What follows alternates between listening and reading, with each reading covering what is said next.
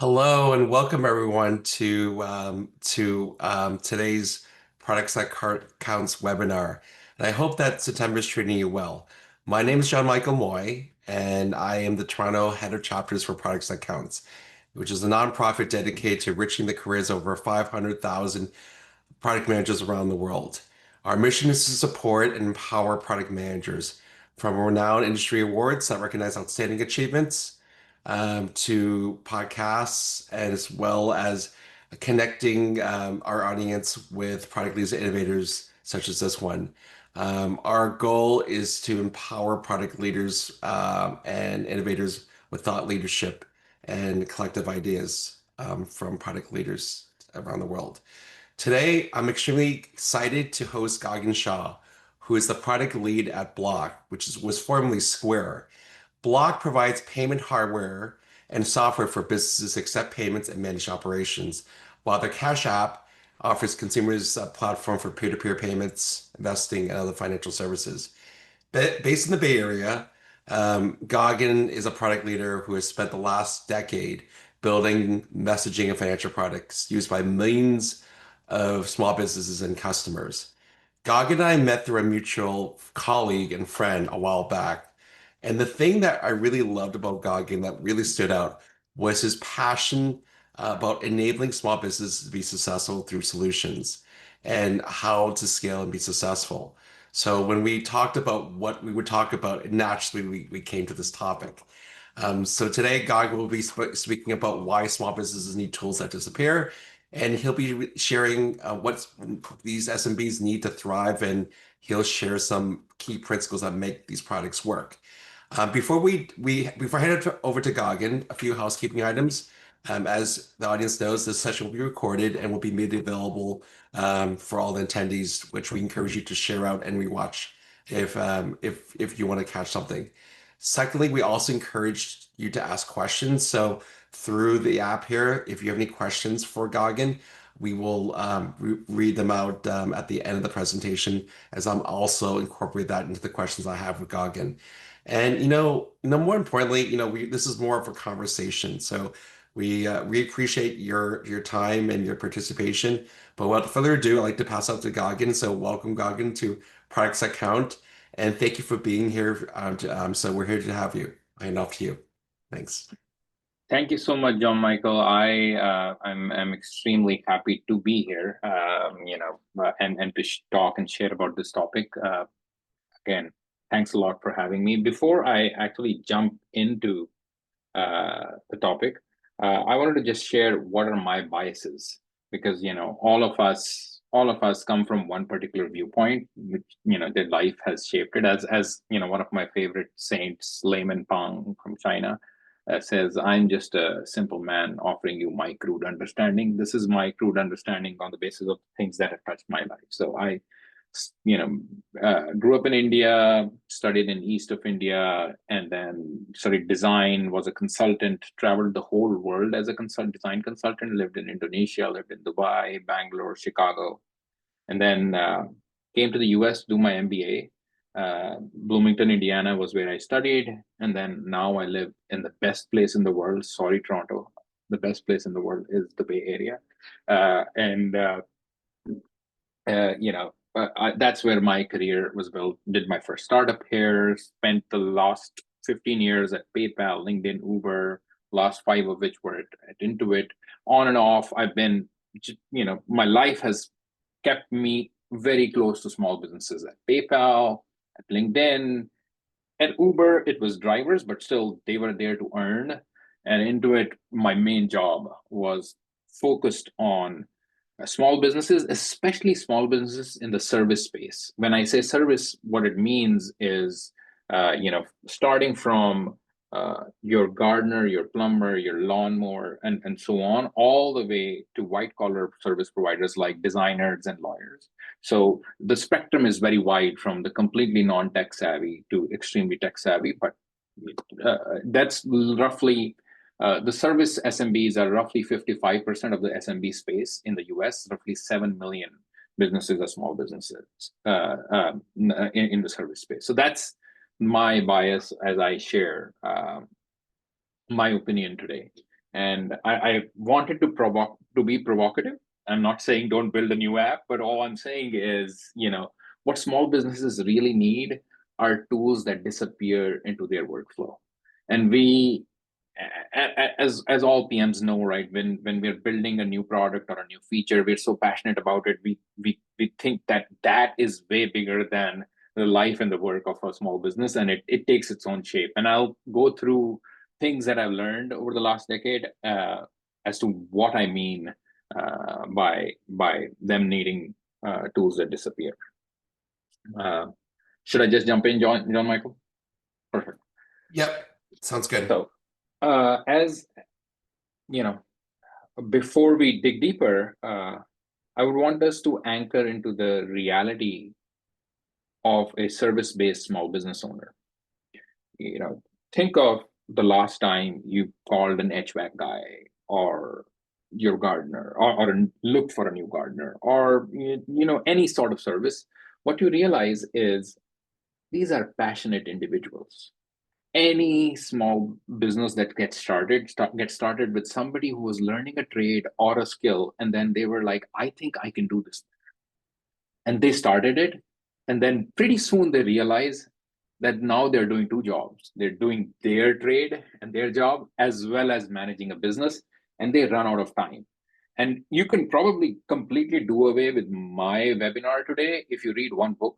It's called The E Myth, or the Entrepreneurial Myth, that literally defines everything I'm going to say, even in today's presentation in different words, which is a beautiful book that explains how small businesses get started, get stuck in this place where they have no time anymore, and they don't know a way out of it, and they're just working 100-hour weeks day in and day out, and they reach a plateau. So number one thing to understand about small businesses as they're scaling up is that time is scarce. The second big problem they deal with is cash flow is oxygen for them, and most of them are out of it. The average number of days that a small business has cash in their bank for is 27 days. And that's a US stat. And roughly 3 in 4 businesses say that 20% of their pending payments are up in the air. They don't know if they're going to get paid. And that's extremely acute if you think of field services. And by field services, I mean construction and the likes, where you go out to a job and do that work and invoice them and get paid. The norm in that industry is you do the work, say in quarter 1 you did it, and then you send out an invoice which is due in net 90, which means it's due in 90 days at the end of quarter 2. And then the average delay on payments is 83 days across the industry, which means you're practically going to get paid in quarter 4 for work you did in quarter 1. And that really can break the back of any small business. And that's what we are here to solve, right, as PMs who are serving small businesses. And lastly, for small businesses, just like as we think of our customers, they think of their customers, and they bend over backwards to deal with their customers in the tool and the channel that their customer reaches out to them. If it's WhatsApp, they'll stay on WhatsApp. If it's email, they'll stay on email. They'll serve them wherever their customer wants to be served. So we should build accordingly. As you keep these 3 in mind, all the things I'm going to share make intuitive sense. They're pretty simplistic. So the first thing, there's a common adage in the tech world, especially in the B2B tech world, is you've not grown big enough if you've not built a messaging app.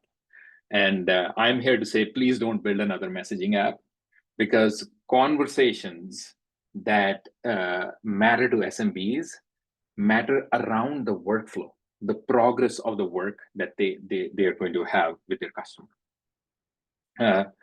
I don't know about you all, like anytime I have tried to use any of the SMB enablement services out there, from Yelp or Home Advisor or others, the messaging inboxes just explode the moment I go in there, and it doesn't actually progress according to the workflow. And what do I mean by workflow? Let me actually explain that, right? Say you have a leak in your kitchen. Right? You are going to reach out to one or few small businesses for like, hey, I have a leak, can you come fix it? And you'll get an estimate, and you'll have a back and forth. You will agree on when they can come. They will schedule a time. Then you need to have a conversation about whether they did the right work, and then they get paid. All of that is the progress of the workflow. That does not need for you to spawn a new inbox, right? It does not need me. And what we're seeing around happening is a lot of people are building SMB enablement tools that are walled gardens, and in order to keep them in those walled gardens, they are spawning new inboxes that are messy and don't really help the SMB progress. They adds to their contextual load, and they end up eventually dropping that, and trying to figure out other ways of building the relationship with their customer. So number one principle I've learned the hard way after building and making multiple mistakes is the closest you can be to the river of work that happens between the SMB and their end customer, and letting them have short, limited conversations around that flow of work, and just archiving it immediately. You don't need that to be persistent, right? Is the most beautiful way you can help the SMB get from a lead all the way to get work done and get paid. And that's what they care about. And I can always stop Jonmichael if there's a conversation or a point or discussion anyway. The second principle is, going back to cash flow is key, right? Is money should move fast and visibly. This sounds like an extremely pedantic point. Like, Gagan, what are you telling me? Yes, money, we should be showing when the invoice was sent, or when the request was sent, when the customer view, and when did they get paid. But this is literally the lifeblood. I know of, and this is from personal experience, right? I know of accountants that work for SMBs or SMBs who literally used to scan QuickBooks list of invoices for all the statuses to see which one's paid, which one's viewed, which one's not. What do I do about all the ones that are not paid? To my point, right? Days sales outstanding average in the construction industry is 83 days, and it could break their bank. And to build up on this point, right, making the statuses visible is key, and then building behavior patterns and experiences on top of that is what helps small businesses kind of navigate their workflow. And it's just like you and I look at our metrics every morning. Right? Okay, what's my growth metric doing? What, like, as PMs, that's how small businesses look at these statuses, because that's what matters in the end of the day. But to build on top of that, since cash flow is the key, what I've also seen over the last 7 to 8 years is compressing the time to cash with whatever way you can do it has been a huge unlock for small businesses. And there have been businesses that are built on top of that.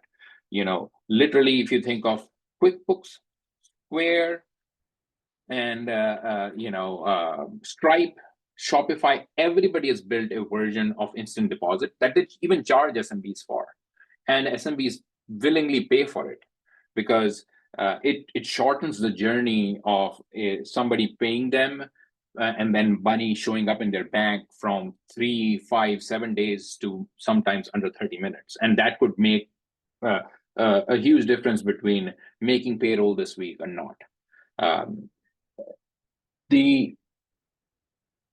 Those were kind of best in class things that I've seen. Like, even for the first principle, I shared, like, I talked about a few companies that did that are spawning in inboxes, but then there are some companies that do this really well. Like Jobber from Canada does this really well, right? They'll make sure all the messaging across the entire workflow is literally about the workflow and maps to the channel that you use. So, and I already shared, like, the companies that do this really well around visibility of movement of cash flow.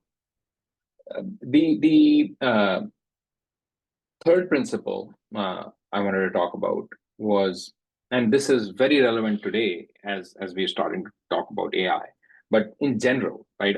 All product management is about giving time back to the customer. And in this case, the customer is the SMB.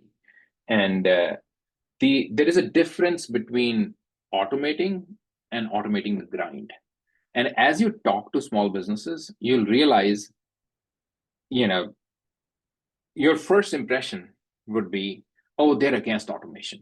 They don't want things to be automated, because you'll talk to like somebody who owns a horse riding farm and gives horse riding lessons, and they'd be like, no, don't change anything.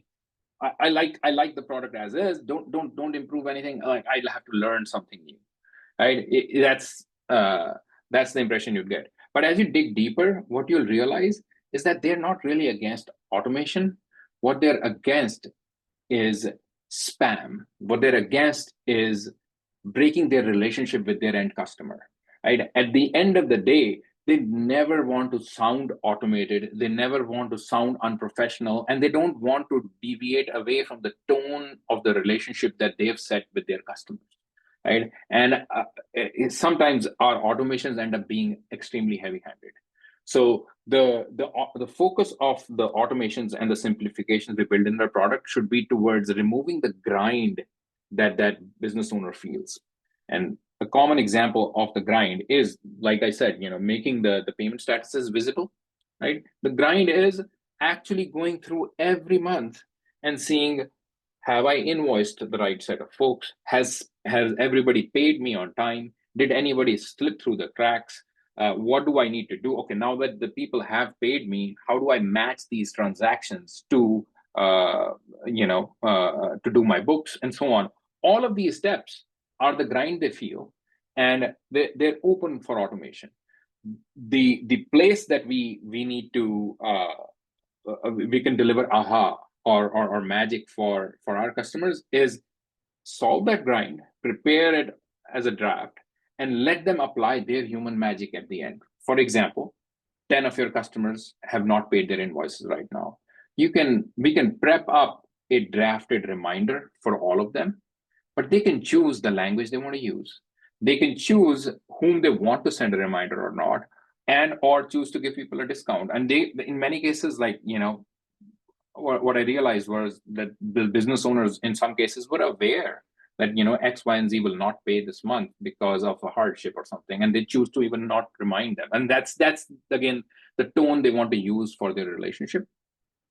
And uh, uh, this seems like, I want to differentiate from the fact that uh, uh, there is apprehension around AI and automation, and we want to say, hey, you know what, let's prepare things as draft and let them review and send. But even when this will be best in class and the AI can predict a lot of stuff, I believe, based on what my conversations with SMBs has been, is that they would want to preserve how they nurture their relationships with their customers. So it's yet to be seen where this ends up, right? Do people give away control even on their tone and management of relationships if they see value in automation? The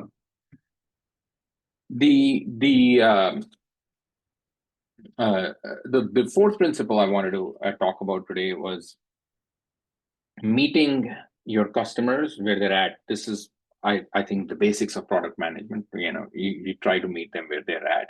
But if you look at almost all companies that build checkout and payments product, especially for SMBs, they don't try to do that. They try to bring the customers to their walled gardens. They try to get them to first sign up for accounts and build experiences around that. The incentives are aligned around, at least the business incentives are aligned around that.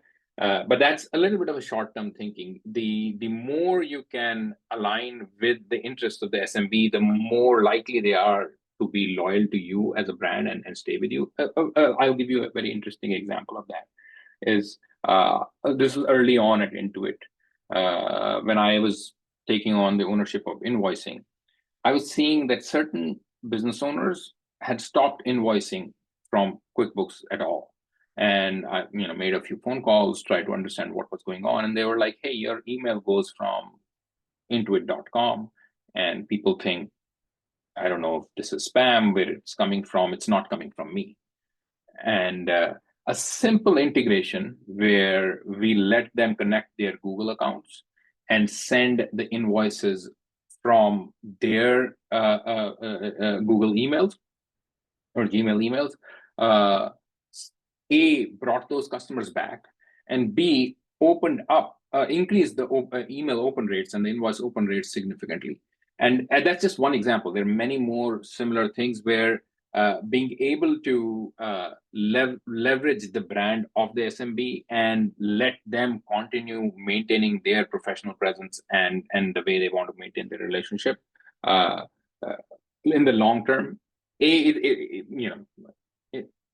it is a longer path to your outcomes, but in the long term builds a moat and a uh, uh, uh, trust and loyalty of those SMBs with you that is difficult to match and difficult to rip out. We all lived through COVID last 4 years. We all have seen how payment links and QR codes have added significant flexibility to let you have those payment conversations wherever you want, right? In WhatsApp, on Instagram, and other places. So uh, uh, the meta point here is if you can treat the point of payment as this one invisible transaction that can be pulled into any channel of communication that is being used, it significantly enables the SMB. And the last principle I like to share is, and this is something that I try to strive for wherever I go, is there are obviously always product and business metrics. For example, as I'm talking about invoicing for service industry at QuickBooks, my key metrics were, uh, you know, how many invoices I got sent as pay enabled, how many of them got paid, and that makes bank, right? That's revenue for the business. But the true North Stars that actually lead to the creation of some really good products are metrics that align around the peace of mind for the SMB. And in this case, and since we've been talking about invoicing, we'll stay there, is, it is time to cash, which means like how quickly were the invoices paid, or days sales outstanding, or how many follow-ups did they need to do, right? Those are really true peace of mind metrics. Let's actually focus on days sales outstanding, which is, I've sent the invoice, how long was the invoice outstanding, and did it come down? And we had built multiple products around getting you paid. There was invoices, there were recurring invoices that you could send at a particular cadence. There was auto pay that the payers could choose to opt in and automatically pay you. But as you know, with any funnel, there's drop off at different steps.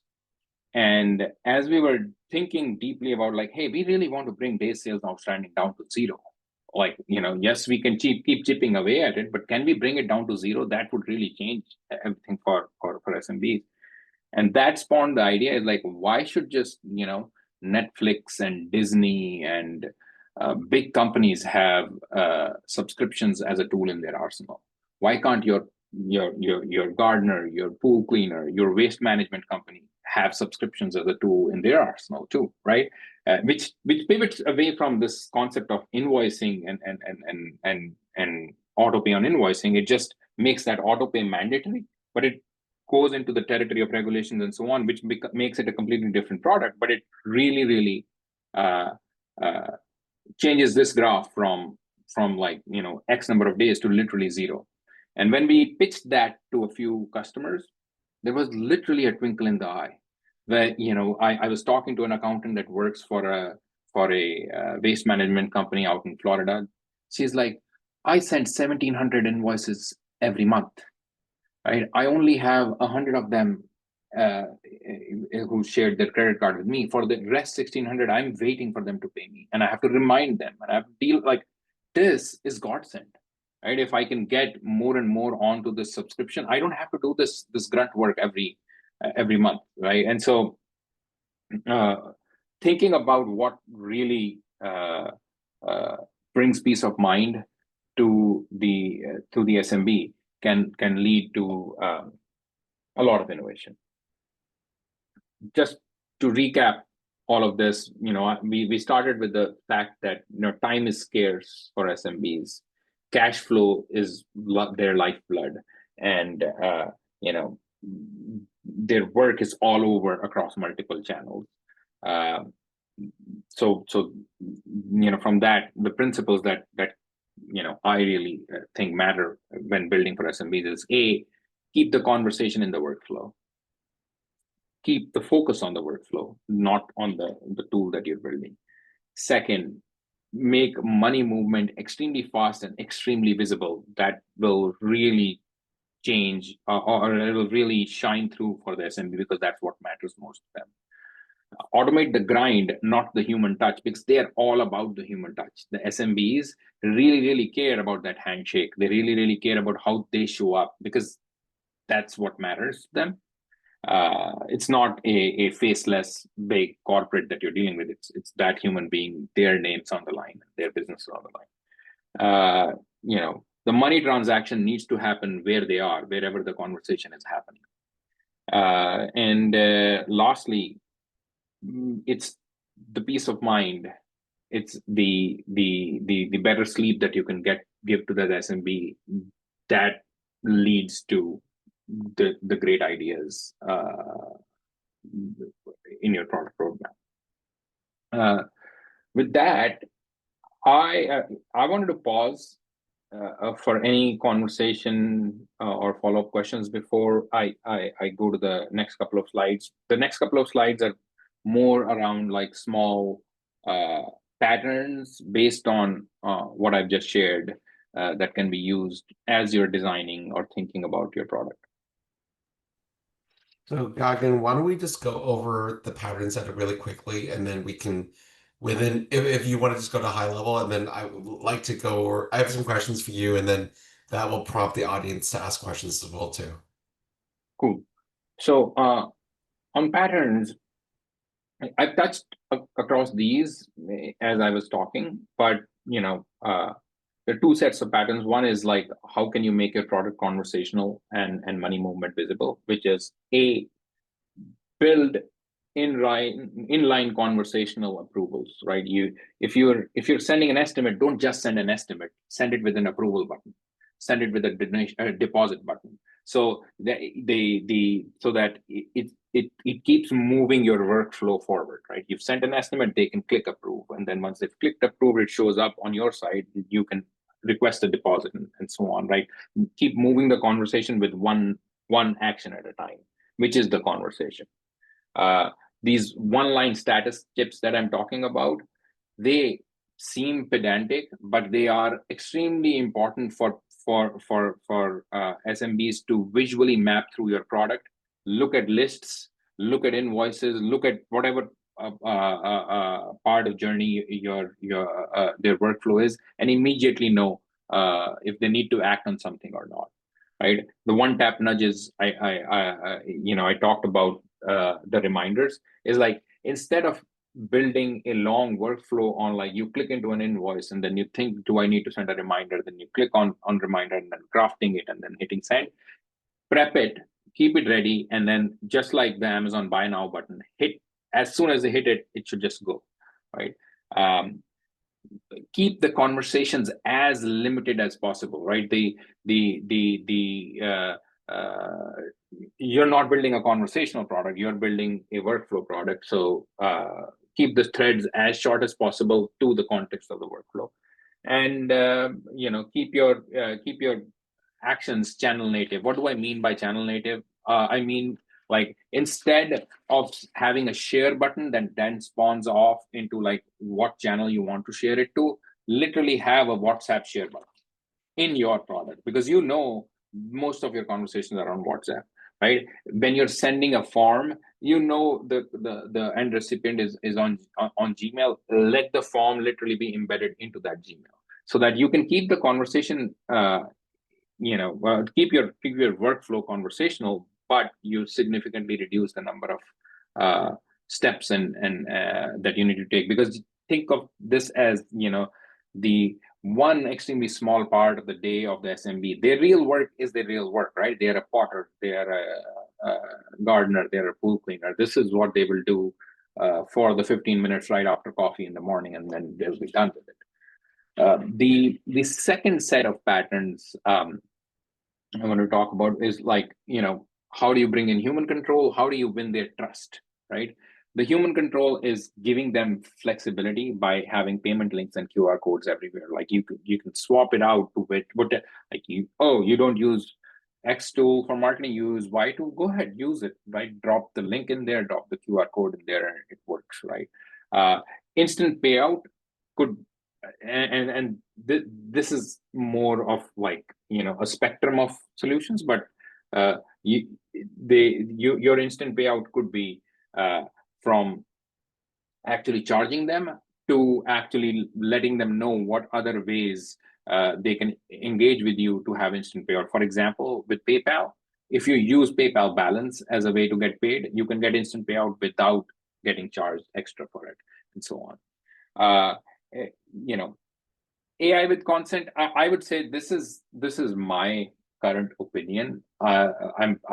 Most likely I'll be wrong in a year where like people will let AI agents just run with it. But at least for now, when you're dealing with SMBs, know that they really really care about their relationship with their end customers, and you definitely need to build a step for consent, and they can choose to override it if they are uh, extremely savvy. Uh, you know, Respect quiet hours and have tone memory. Again, that will help us build a product that can automate more and more. Right? I have several times received automations from tools that don't realize that what my time zone is. I'm getting messages and pings to pay people or to engage with them at 3 a.m. in the morning just because their kind of server is in New York time and I'm here in the Bay Area, and so on. And lastly, status receipts. Like when you are um, like letting the SMB know that something has happened, right? Oh, so X, Y, and Z paid. You complete it with you got paid, and it'll get deposited in X hours or X minutes, so that they are clearly aware of how the whole workflow is going to end, rather than just that something has happened. Uh, those were, a few ideas. Again, as you can, this is my last slide. As you can realize, my head is deeply, deeply into the service and invoicing space. And one of the things that I've been doodling on for a while is like, uh, as the world evolves to an agentic world, what would the perfect agentic tool for invoicing a customer be like? And especially when it comes to SMBs. And my current kind of notion is that it would detect what to do next. Instead of doing it, it will detect it and prepare it and put it in front of you. So you get a ping from Yelp about a request for dealing with something, or you get a ping from home advisor or Jobber or some other place. It will prep a response but not send it, right? It will nudge you to send reminders. It will suggest you that this customer should just be charged directly through ACH because they're highly likely to pay paid that way. It will suggest whether to propose early payment discounts or not, based on based on whatever signal it gets. Respect guardrails, like I just said, your tone and quiet hours. And then lastly, it'll still give you control on what you want to auto approve, what you want to manually approve, and send. So that's, again, just wanted to leave that as a thought exercise in the end. And back to you, John. Amazing, Gagan. No, thank you very much for your presentation. There was like three things that were, I think, really, really insightful, and I'll try to summarize it. One, I think what you said was like, the best products, are really invisible tools for SMBs because ultimately we're reducing friction in terms of the jobs to be done. I would say the second thing that I thought was really insightful was, this concept of automation. At the end, automation doesn't replace people. It really reduces repetitive work. And what I've seen from just talking to other financial institutions is the relationship is really the most important thing. Like it's more than just the money; it's the relationship. And I think that goes to your third point in terms of the ultimate KPI for SMB, which is around trust, not transactional. And I thought, it's just this user centricity really stood out in terms of, building the best product. So I thought that was really, really insightful from your presentation today. Um, that said, I have a question for you. I wanted to ask and the audience is free to ask questions in the Q&A session, so please do so as well too. The first question I wanted to ask you is, Gagan mentioned that he was at PayPal, and I also was at PayPal too. So my question is actually more around, how you've been at PayPal, Uber, Intuit, LinkedIn, and now Block. So how has your perspective on building products for SMBs evolved as you've been in these different product environments? That's a very interesting question, John. Should I stop sharing? Yeah, you can stop sharing. Yeah, Okay. absolutely. Yeah. Yeah. So how has AI have grown significantly over time, right? When I was at PayPal, I was a PM2 and then a senior PM. When I was at Uber, I was starting to lead growth. At Intuit, I was just shaping the strategy. So I have grown over time, but what I've seen is over the last uh, decade or so, uh, you know, PMing has gone from being extremely data driven and A/B testing driven when I started. Like literally, 2010 was when everybody was talking about lean startup and MVP and like, Hmm. okay, you build everything, you A/B test the smallest change, you build, learn.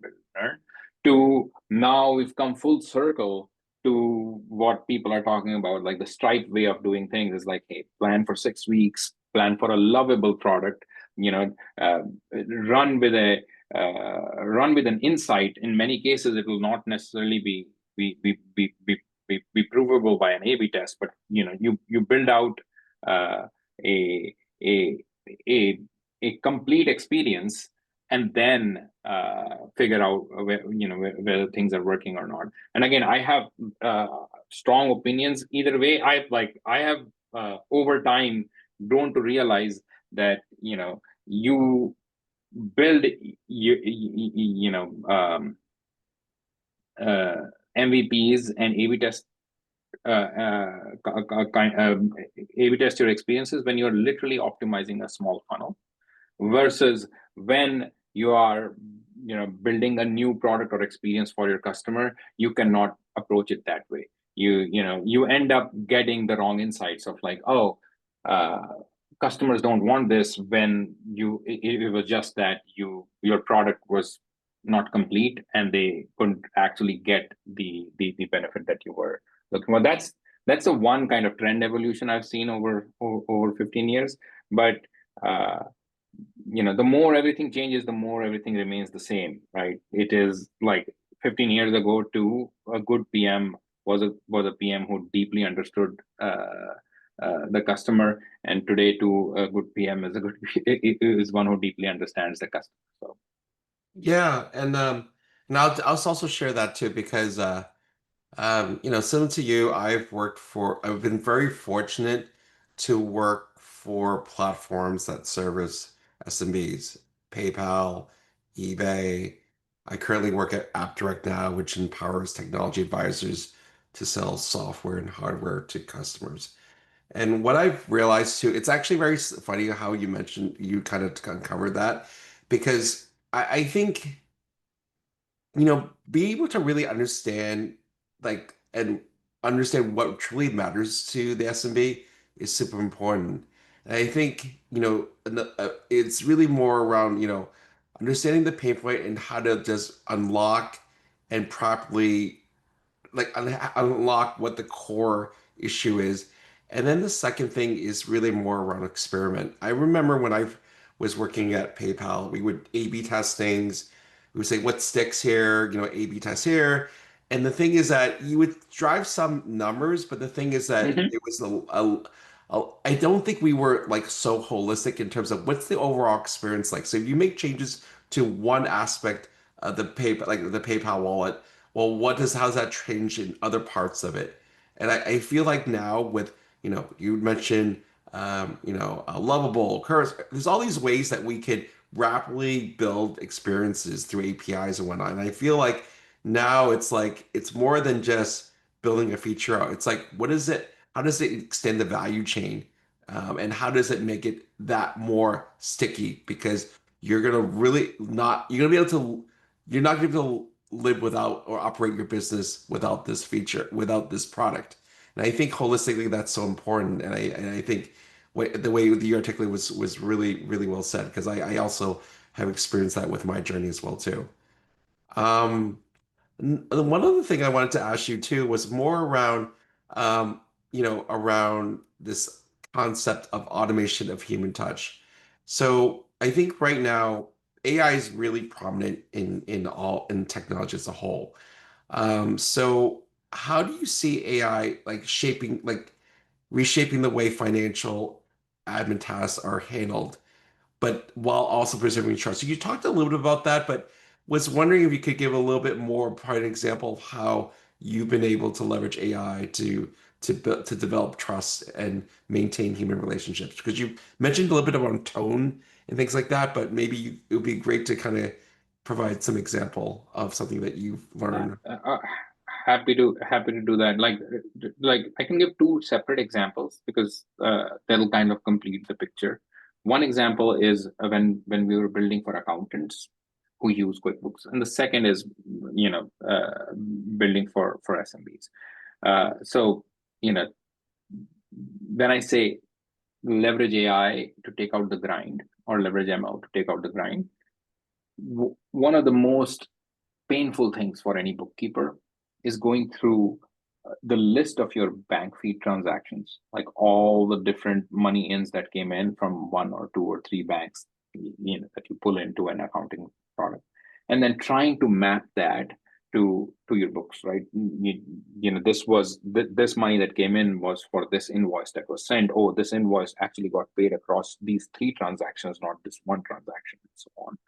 And the elegant thing about AI is, uh, over time it can learn what do you do with ambiguous situations. For example, you had an invoice for $1,000 and you have three payments that total to 999, and it sees you that every time something like this happens, you round that transaction off and you still close the books, right? And so, being again, the the the the basic thing we could do is like whatever matches easily, you build an experience around it and you auto match it. And we've come to a point where uh, uh, users are okay with the system just auto matching it even without approval, right? It is these patterns that we learn and try to get intelligent over time. It's like, oh, when these corner cases arrive, the bookkeeper does these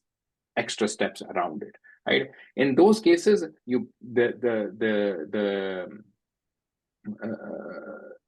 paradigm should be is that we learn, we wrap it and get it ready for you to just hit approve when you get there. And once you start seeing that approve happen often enough, you give the user the choice of like, do you want the system to do this automatically every time, right? And that's how we move from like the stage where uh, the AI is learning and presenting to you what it wants you to approve, and to a point where the approvals will not be needed. And then the accountant is actually free to look at your books overall and present to you strategies on like how to improve your cash flow, what can you do to improve your tax situation and so on, rather than just spending really just grunt work in matching transactions.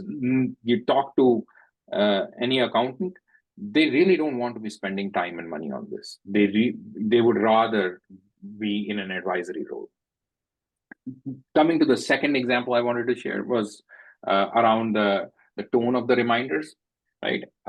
This is a very narrow example. You have invoices overdue, and you want to send reminders. You click on um, uh, this can be done like multiple ways. One way to do it would be the reminders are completely automated by the system, and the tone of the reminders is completely automated too.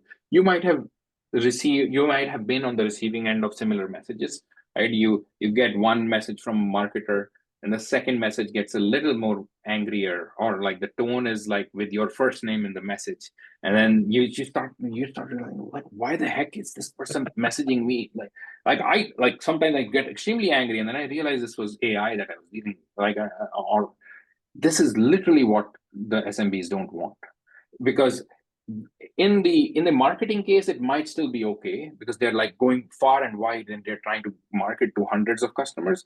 But in a relationship case, that doesn't work, right? You, even if the customer is late in paying you this time, you don't want to ruin that relationship just because of the automated message had the wrong tone, right? And so that's where the SMB really wants to make sure they have control over it. But the complete lack of tools doesn't let them do anything at all, and payments just get delayed and they're left to their own meal, right? So we have to find the happy medium where we take most of the grunt away, where we identify who's late, right? Prep the right messages, suggest the right tone, right? And then the SMB can come in and just approve or override, right? And then over time you can learn their decision tree of, like, who and when they override versus not, and improve on it. But I don't think like it will the need for control will ever go away, because all relationships are unique, and there's always nuance in there. So again, that's the current state of the art, and the current opinion I hold. Who knows? Like, I just reading this morning, like Elon predicts that Grok will be AGI by Christmas. So maybe that happens. Maybe it starts understanding feelings. I don't yet think we're there. Okay. So I want to ask you one final question. And thank you for answering all the discussion. This is great. I mean, I consider you an SMB like SME. I think we talked about that when we first met. So if you were to look in your crystal ball and make a prediction in terms of how, SMB financial products will look differently in the next 5 years, what would your prediction be? I think my prediction will be that the SMBs are going to demand way more in capabilities than what the tools that are out there are offering. And the reason for that is going to be, we all know the forces at play, right? Every big company is talking about do more with less, right?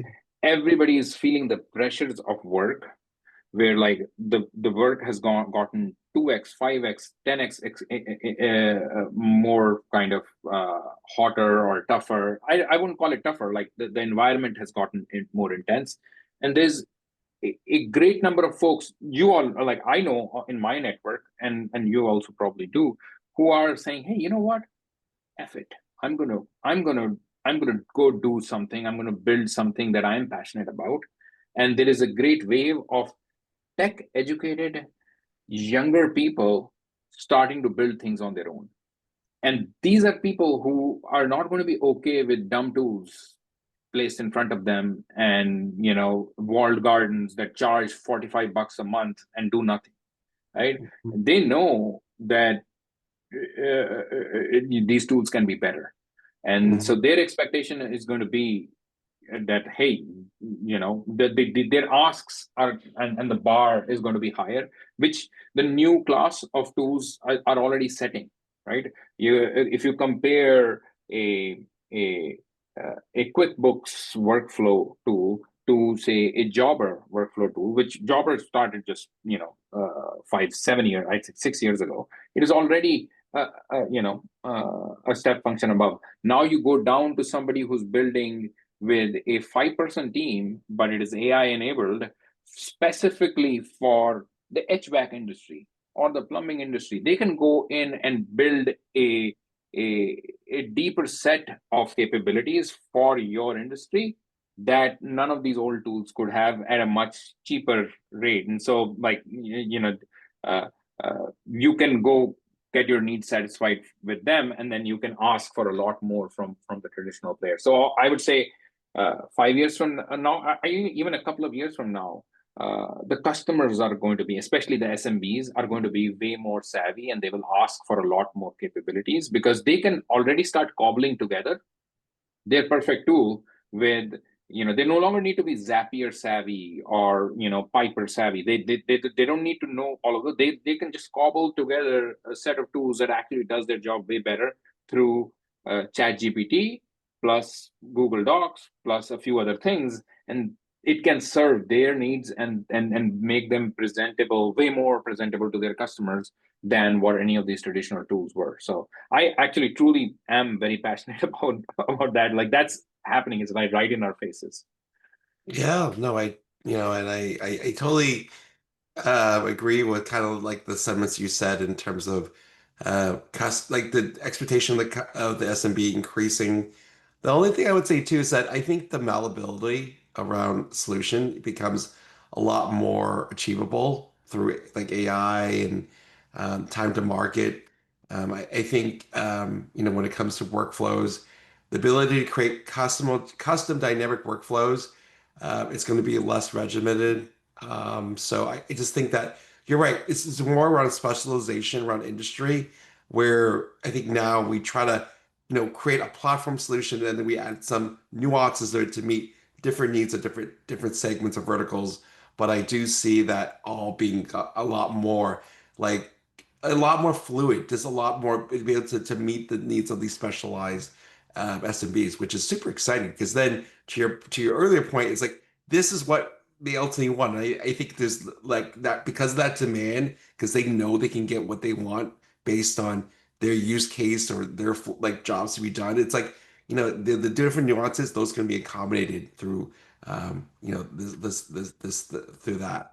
So, The one yeah. thing I do not know in that crystal ball, and you, since you have a lot of these conversations, you might actually be a better person to talk about, is uh, is like, the are these upstarts going to win, or people's trust in those big brands that already exist going to prevent them from going to these upstarts? Because, like, the cost of building a super narrow niche product for your segment is probably going down significantly, but with that there's going to be a plethora of those solutions, and your trust in those brands is going to be very little, right? How do you compete against a really trusted big brand like QuickBooks or Block or others? So that's going to be an interesting thing to see, like, with more people building more hyper specialized solutions, can they still chip away at the trust that people have in the bigger brands, Yeah. even though they're And more platform solutions?